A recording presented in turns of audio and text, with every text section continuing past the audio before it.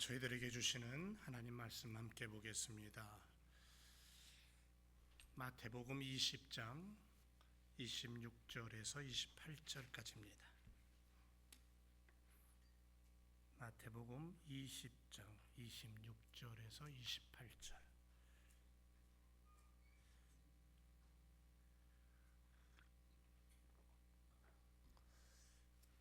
함께 목소리를 맞추어서 말씀을 읽고 하나님 앞에 영광 올려드리길 원합니다. 다 같이 시작. 너희 중에는 그렇지 아니하니 너희 중에 누구든지 크고자 하는 자는 너희를 섬기는 자가 되고 너희 중에 누구든지 으뜸이 되고자 하는 자는 너희 종이 되어야 하리라. 인자가 온 것은 섬김을 받으려 함이 아니라 도리어 섬기려 하고 자기 목숨을 많은 사람의 대속물로 주려 함이니라. 아멘. 오늘은 작아지는 내가 되는 길이란 제목으로 함께 은혜 나누기를 원합니다. 제가 얼마 전에 한국을 방문했는데요. 그때 밤하늘을 좀 올려다 보니까 미세먼지 때문인지 아니면 도시의 불빛 때문인지 모르겠지만 별이 하나도 보이지 않았습니다. 거의 별을 볼 수가 없었어요. 제 생각엔 아마 미세먼지 때문인 것 같은데, 제가 미국에 돌아와서 저희 집에서 하늘을 올려다 보니까 별이 너무 많은 거예요. 정말 아름답습니다. 쏟아지는 밤하늘의 별을 볼 때면 우주의 광활함을 우리가 보게 되고, 그에 비하면 우리는 너무도 미미하고 작은 존재다라는 것을 깨닫게 됩니다. 망원경을 통해서 한번 이 별을 들여다보고 우주를 들여다보면 거대하죠. 재미난 사실은 여러분들이 보는 그 그림처럼 만약에 지구를 테니스공만 하다, 요만한 테니스공만 하다라고 가정을 해본다면, 그러면 태양은 어느 정도일까? 지구가 테니스 공만 하다. 그러면 태양은 지구에서 800m 정도 떨어져 있는 곳에 무려 7.3m짜리의 거대한 공이다. 이렇게 생각하면 돼요. 7m가 넘는 공, 어마어마한 공. 그게 태양이다. 그러면 태양에 비하면 지구는 어마어마하게 작은 거죠. 근데 그 지구에 살고 있는 나라는 존재는 얼마나 더 작고 먼지만한 존재일까? 먼지보다도 아마 더 작은 존재가 아닐까? 그렇게 생각을 하게 됩니다. 그래서 1609년에 갈릴레오는 망원경을 발견을 해서 그것을 가지고 우주를 들여다보다가 너무너무 신비로움에 감명을 받고 그 망원경을 20배나 더 크게 늘려서 천체를 관측을 하게 되었는데, 놀라운 사실 하나를 발견하게 됩니다. 그게 뭐냐면 지구가 우주의 중심이 아니다라는 사실을 발견하게 됩니다. 근데 이 문제가, 이 위대한 발견이 당시에 갈릴레오를 카톨릭의 교황이었던 우르반 8세와 대립하게 만듭니다. 당시 사회는 지배적인 이론이 뭐냐 하면 지구는 우주의 중심이다.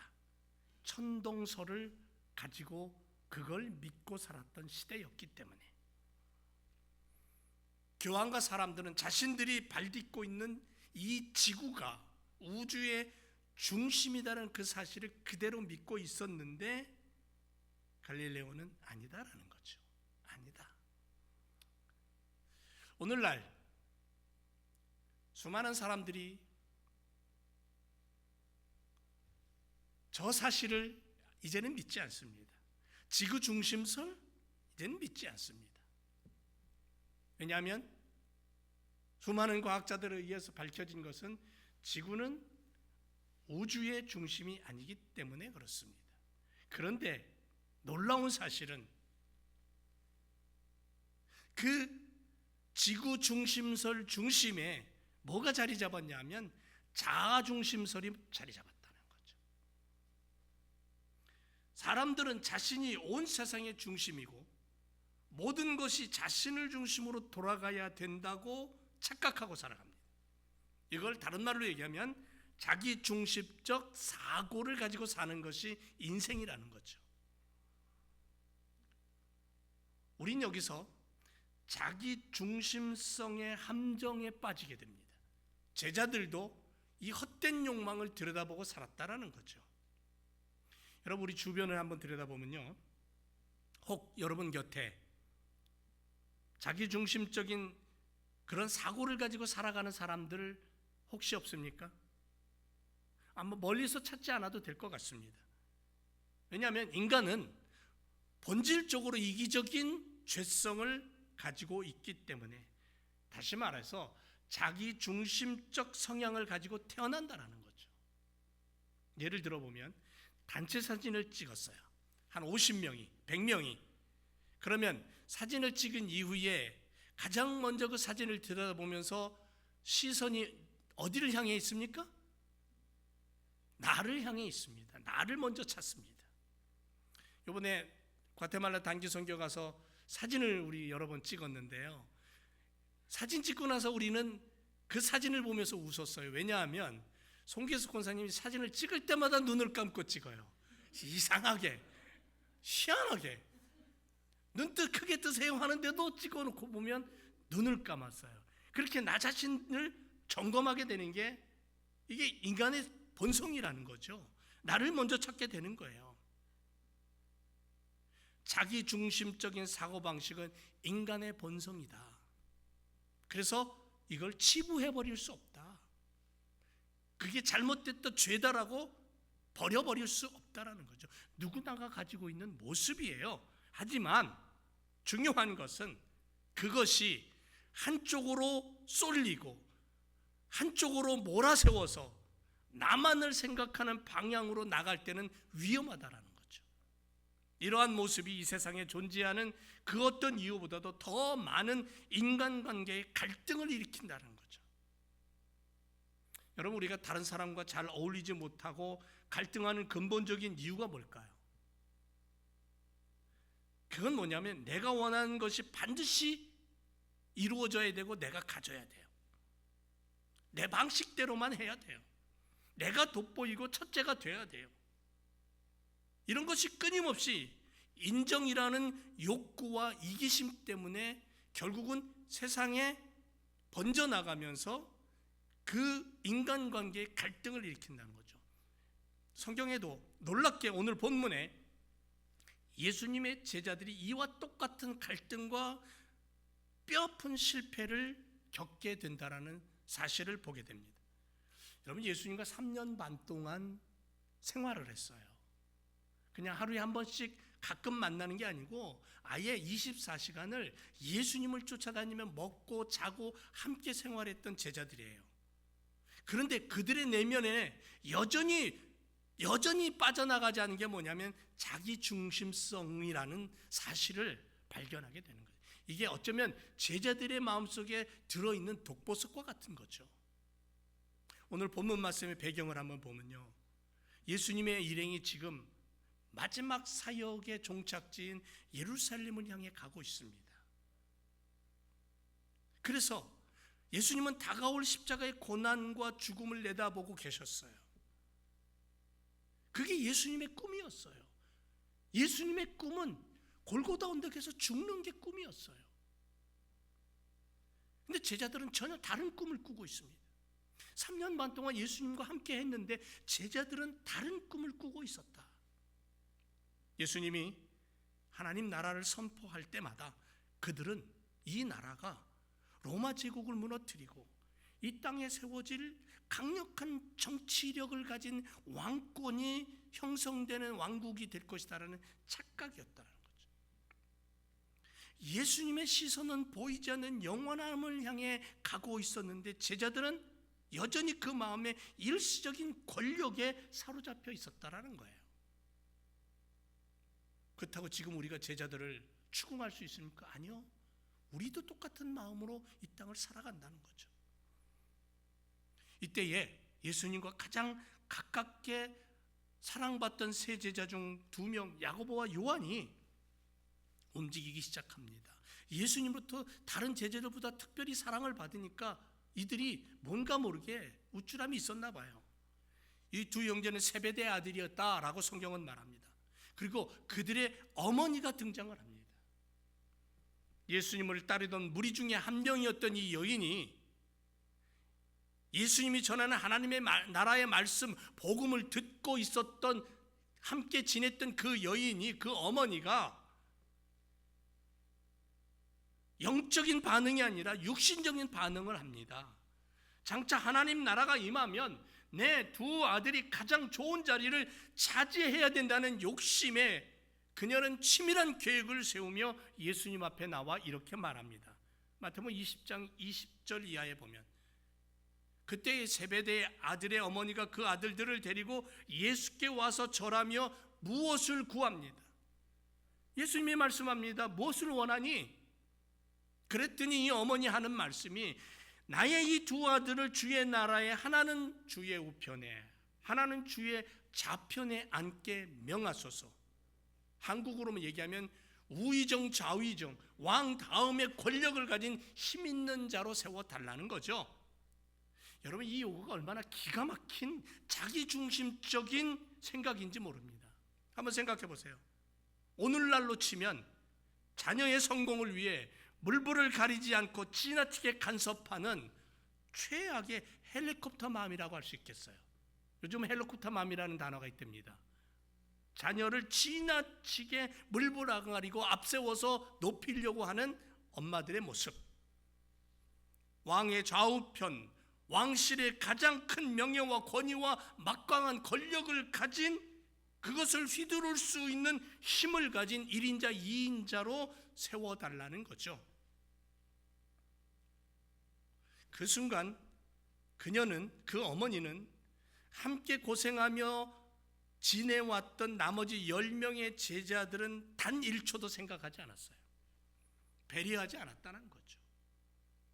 오직 내 아들들만 돋보이면 그만이에요. 어쩌면 두 아들이 그 자리에 앉게 되면 자신도 주변 사람들에게 마음껏 어깨에 힘을 주고 자랑하고 어쩌면 아들로부터 떨어지는 권력의 부스러기를 누리고 싶었는지 모르겠습니다. 이게 뭐 인간의 욕심이고 인간의 마음이고 자기중심성을 가진 인간 본연의 본성이라고 할 수도 있겠죠. 하지만 성도 여러분, 솔직히 이 어머니 모습 속에서 우리는 우리의 민낯을 발견합니다. 우리 자신의 얼굴을 발견합니다. 우리는 어렸을 때부터 경쟁사회 속에서 살았습니다. 내가 먼저야, 그건 내 거야 라고 외치며 치열하게 살아왔습니다. 남을 밟고 올라서는 것이 성공의 길이라고 그렇게 믿도록 세뇌되었습니다. 부모님들은 이 어머니의 마음에 묘한 공감을 느끼실 겁니다.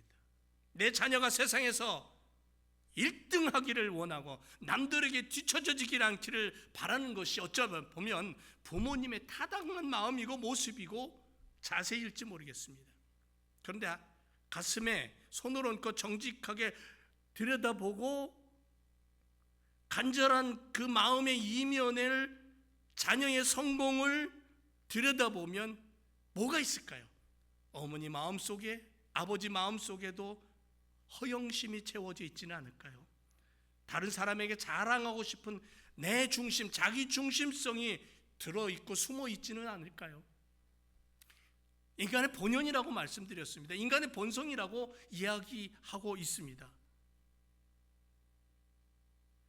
세상적인 눈으로 보면 잘못된 거 없습니다. 당연한 것이고 그렇게 살아가야 된다라고 말할 겁니다. 그런데 우린 세상에 속한 인생들이 아닙니다. 우리는 하늘 백성입니다. 하늘나라의 윤리와 도덕을 가지고 하나님 백성으로, 천국 백성으로 하나님 자녀되어 이 땅을 살아가는 사람들이라고 믿고 있는 사람들입니다. 그래서 달라야 한다고 예수님은 말하는 겁니다. 두 번째예요. 하나님은 우리를 사랑하셔서 잘못된 기도에 응답하지 않는 은혜로 다가오신다는 거예요. 그래서 보세요. 어처구니 없는 요구. 그때 예수님의 반응이 어땠습니까? 마태복음 20장 22절에 예수님 말씀합니다. 너희는 너희가 구하는 것을 알지 못한다. 내가 마시려는 잔을 너희가 마실 수 있느냐? 그렇게 물어봐요. 자기 중심적인 욕망에 눈이 먼 이들은 자신들이 지금 무엇을 구하고 있는지조차 알지 못한다고 예수님 말씀합니다. 예수님 말씀하시는 거예요. 야, 내가 마시는 잔을 너희는 마실 수 있니? 예수님이 말씀하시는 그 잔은 영광의 축배의 잔이 아니었다라는 거예요. 예수님이 마시려는 잔은 다가올 겟세마네의 고뇌였고 로마 군병들의 끔찍한 구타와 고문이었고 피 흘려 죽어야 하는 십자가의 잔이었다라는 거죠.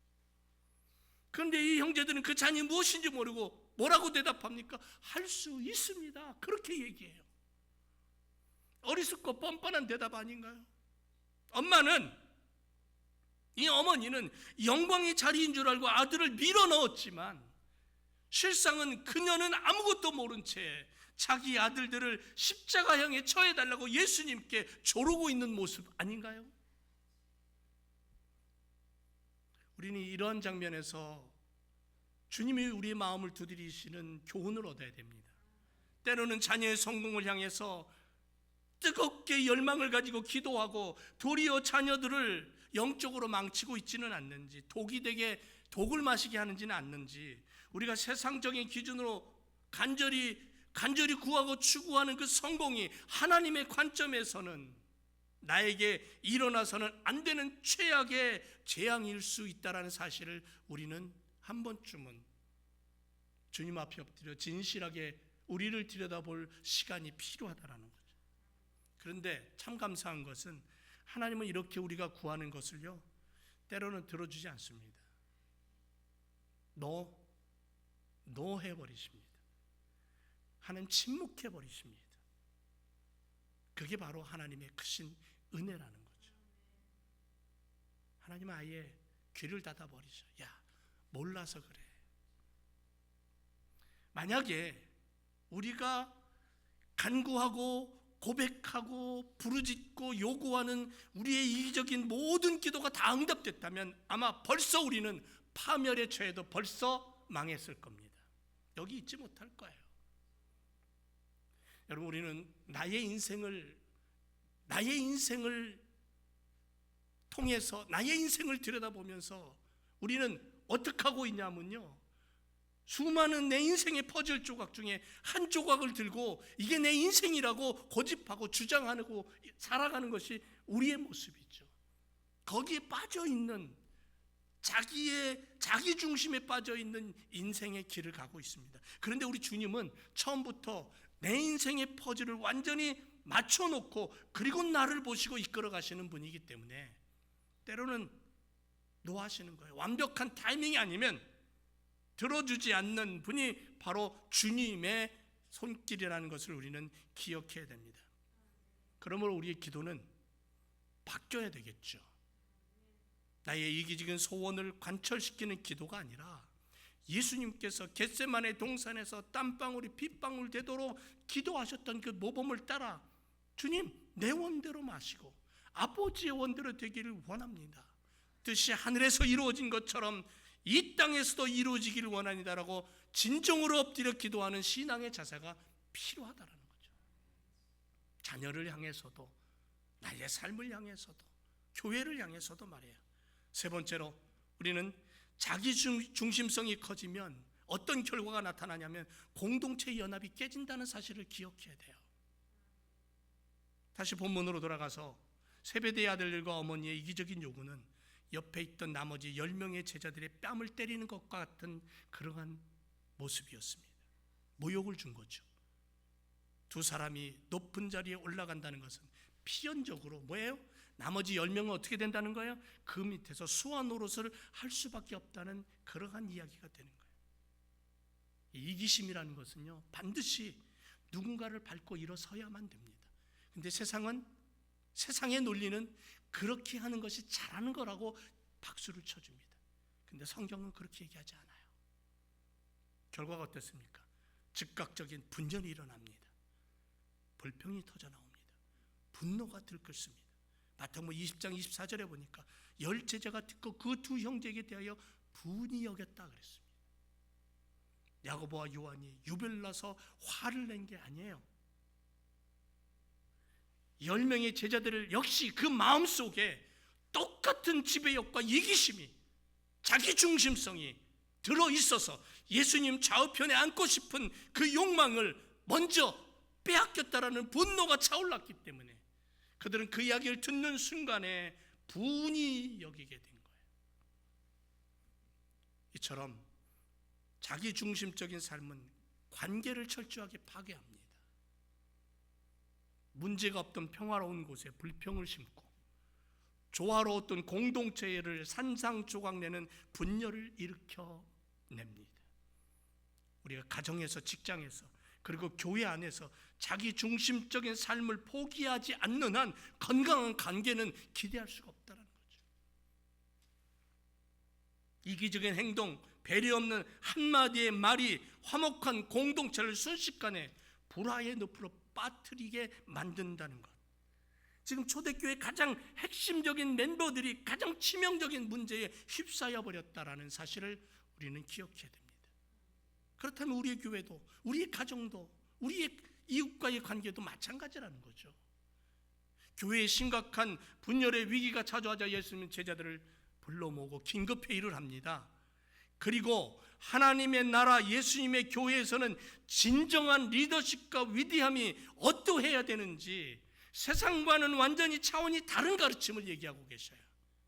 그래서 오늘 본문 25절부터 27절의 말씀을 우리는 우리의 마음판에 새겨야 되는데요, 예수님께서 제자를 불러놓고 이방인들의 직분자들을 이야기하면서 그들에게 권세를 부리는 줄 너희가 알지만 너희 중에는 그러지 말아라. 너희 중에 누구든지 크고자 한다면 너희는 섬기는 자가 먼저 되어야 되고, 너희 중에 누구든지 으뜸이 되고자 한다면 그러면 오히려 너희가 먼저 그들의 종이 되어야 한다. 내가 이 땅에 온 것은 섬김을 받으려 함이 아니다. 하늘의 영광과 능력과 권세를 가진 하늘의 주인이 이 땅에 인간을 입고 온 이유가 뭐냐면 섬김을 받으려는 게 아니라 섬기려 왔고 자기의 목숨을 많은 사람들의 제물로 주려고 왔다고 얘기하는 거예요. 예수님은 단호하게 제자들에게 말합니다. 너희는 그렇게 하지 말라는 거예요. 예수님을 따르는 제자들은 세상 사람들이 스펙을 쌓고 지위를 추구하는 방식대로 살아서는 안 된다. 권력을 휘두르고 남을 통제하고 더 높은 자리에 군림하는 세상의 방식이 아닌 너희는 십자가의 방식으로 살아가라, 이 얘기를 하고 있는 거예요. 예수님의 제자는 어떤 사람이 되어야 됩니까? 가장 큰 자가 되기 위해 가장 낮게 엎드려 섬기는 자가 되어야 된다고 예수님은 당신의 몸을 통해, 삶을 통해 보여주는 거예요. 종이 되어 한없이 작아지는 것, 그것이 바로 높게 되고 크게 되는 비결이라는 거죠. 그래서 자신을 낮추고 다른 사람의 발을 씻기는 그 자리까지 성경은 뭐라고 얘기하냐면요, 마이너스가 앞에 있어야 된다고 얘기합니다. 세상은 플러스가 앞에 있어야 된다고 얘기해요. 그런데 성경은, 믿음의 사람들은, 그리스도의 제자들은 마이너스 다음에 플러스라는 거죠. 이게 하나님의 축복의 원리라는 거예요. 오직 이름 없이 빚 없이 섬기는 겸손만이, 낮아짐만이, 예수님의 십자가를 지고 따르는 공동체 안에 나의 자존심을 내세우고 내가 중심이 되려는 자기 중심적인 태도가 들어설 자리가 단 한치도 없게 만드는 낮아짐으로 살아가는 그리스도인들의 모습을 통해 하나님의 나라가 세워지고 교회가 형성된다는 거죠. 그래서 이제 우리는 천국의 열쇠인 겸손과 예수님의 마음을 소유할 때라는 거예요. 날마다 예수님 예수님 하지만 예수님의 마음이 정말 내 안에서 내가 살아있는 예수님의 제자로 살아가고 있는가? 사실 예수님은 마태복음 18장에서도 그 얘기를 하셨어요. 천국에 누가 크냐라고 제자들이 싸우고 있을 때에 사실은 예수님의 제자들 누가 크냐고 싸우는 게 도토리 키재기 아닙니까? 그때 예수님은 제자들을 불러놓고 한 어린아이를 세워놓고 말합니다. 야, 너에게 이른다. 돌이켜 이 어린아이 같이 되지 아니하면 결단코 천국에 들어가지 못해. 어린아이 같이 자기를 낮추는 사람이 천국에서 큰 자야. 자기를 낮추는 겸손, 이 겸손은 천국의 가장 위대한 미덕이라는 거죠. 천국 문을 열고 들어가는 유일한 열쇠가 바로 겸손이라는, 낮아짐이라는 거죠. 근데 나는 자꾸 높아지려고 해요. 근데 인간의 본성은 자꾸 자기를 드러내려고 해요. 그래서 우리에게 뭐가 필요합니까? 하나님의 은혜가 필요하고 십자가의 구속함이 필요하고 성령의 인도하심이 필요한 거예요. 내 죄악을 철저히 깨닫고 십자가 앞에 무릎을 꿇어 긍휼을 구하는 겸손 없이는 그 누구도 구원이라는 선물을 누릴 수 없고 하나님의 나라를 맛볼 수 없다는 거죠. 그러므로 교만은 그리스도를 닮아가는 삶의 가장 무서운 적이 되는 거죠. 성경은 수많은 곳에서 우리를 향하여 교만을 버리라고 말합니다. 잠언 16장 5절에 무릇 마음이 교만한 자를 여호와께서 미워하신다. 야고보 4장 6절에 하나님이 교만한 자를 물리치시고 겸손한 자에게 은혜를 주신다. 만약 우리들이 하나님의 기쁨이 되고 매일 하늘의 은혜를 누리며 살길 원한다면 내 삶의 구석구석에 거미줄처럼 쳐져 있는 교만이라는 것, 예리하게 찾아서 뽑아내 버려야 될 줄로 믿습니다. 예수님은 마태복음 6장에서 바리새인들을 너무너무 싫어하셨어요. 굉장히 꾸짖으셨어요. 구제도 하고 기도도 합니다. 바리새인들은 겉으로는 종교생활을 합니다. 헌금생활도 잘합니다. 예배도 잘 드리는 것 같습니다. 그런데 그들의 속은 썩어 있어요. 왜요? 모든 행위의 동기가 뭐냐면 사람에게 보이려고, 모든 행위의 동기가 뭐냐면 자기의 영광을 드러내려고, 자기중심성이라는 거죠. 그래서 예수님 말합니다. 너는 구제할 때 오른손이 하는 일을 왼손이 모르게 하라. 은밀하게 하라. 그것을 하나님 아버지가 보시고 복을 주신다. 여러분, 우리의 행동은 반드시 우리의 내면 상태, 즉 다시 말하면 동기에서 흘러나온다는 거죠. 자기 중심적인 마음은 결국은 이기적인 행동으로 흘러나오게 되어 있어요. 나타나요. 내 안에 그리스도가 중심이 되면 자연스럽게 그리스도의 마음이 흘러나와서 이웃을 향하여 섬기고 낮아지고 나누고 하는 삶을 살아가는 거죠. 그렇게 흘러나오는 거예요. 그래서 우리는 오늘도 이렇게 기도해야 돼요. 주님, 나는 지금 사람들의 인정과 칭찬을 기대하며 봉사하고 있는 건 아닙니까? 주님, 나를 좀 붙잡아 주세요. 아무도 알아주지 않는 자리에서 나는 기쁨으로 교회 화장실을 청소하고 식당에서 봉사하고 있는 겁니까? 라고 물어봐야 돼요. 누군가 내 수고를 몰라줄 때 혹시 내 마음이 서운하고 불편하진 않습니까? 라고 나 자신을 들여다보면서 물어봐야 돼. 주님 앞에. 그리스도를 닮은 참된 제자는 사람의 박수갈채를 바라보지 않아요. 하나님의 칭찬을 바라봐요. 내가 작아지고 내 이름이 가려져도 오직 하나님의 영광이 드러난다면 그것으로 충분하다는 믿음을 가지고 사는 거예요. 주님은 높은 직분과 타이틀을 구하는 자를 책망하시고 오히려 수건을 두르시고 종의 자리로 내려앉아 제자들의 발을 씻기셨던 분이 예수님이에요. 내 자신이 우주의 중심인 양 스스로를 높이는 사람은 하나님 나라에서 가장 비참하게 낮아질 거라고 말씀하시는 거예요. 스스로 작아지고 나를 비워 다른 사람을 섬기고 내 삶의 중심에 오직 예수 그리스도를 모시는 사람, 마지막 날에 하나님께서 친히 그를 들어 높이 세우실 줄로 믿습니다. 왜냐하면 빌립보서 2장에서 예수님을 높이셨던 하나님이 우리를 그렇게 보고 계신다는 거예요. 너희 안에 이 마음을 품으라고. 그리스도 예수의 마음이다. 그는 근본 하나님의 본체셨지만, 하나님이셨지만 하나님과 동등됨을 취하지 않고 오히려 자기를 비워 종의 형체를 가졌고 사람들과 같이 되셨고 사람의 모양으로 나타나셨고 자기를 낮추고 죽기까지 복종했다. 하늘 보좌 버리고 가장 낮은 말구 위에 오신 분, 창조주이심에도 피조물의 발을 씻기신 분, 벌거벗겨진 채 십자가에서 죽기까지 철저히 자기를 비워내신 분, 예수님. 이 예수님이 철저하게 낮아진 순종 때문에 하나님 그를 높이셔서 온 우주의 온 만인들의 위대한 이름으로 세워놓으셨잖아요. 그분을 통해 우리는 구원을 얻고 하나님의 자녀가 되었어요. 우리가 따르는 주님이 이런 분이라면 그분의 제자라고 불림을 받는 오늘 우리 성도들이 마땅히 그분의 모습을 본받아 작아짐의 길, 십자가의 길을 따라가야 될 줄로 믿습니다.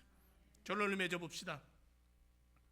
자기를 부인하고 예수님으로 충만한 삶을 사는 성도로 달려가시길 주님의 이름으로 축원을 드립니다. 겸손한 자의 빈 마음에 강물처럼 흐르는 하나님의 은혜가 넘치게 될 줄로 믿습니다. 좁은 길, 십자가의 길을 따르라고 예수님 지금도 우리를 초청하고 계십니다.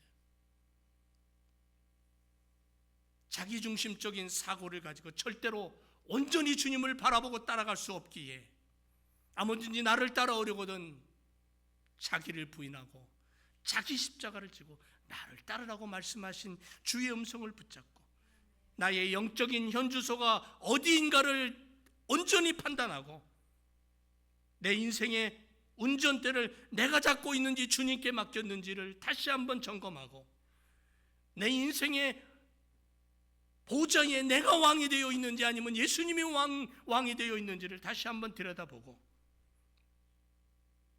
예수님께서 참으로 나의 삶의 중심에 오셔서 내 인생의 주인이 되어주시고 내 인생의 왕자에 주님이 앉아서 나를 다스려 주시고 나를 이끌어 달라고 내가 낮아지고 작아질 때에 예수 그리스도의 사람으로 십자가의 사람으로 온전히 살아가게 될 줄로 믿습니다. 기도하겠습니다.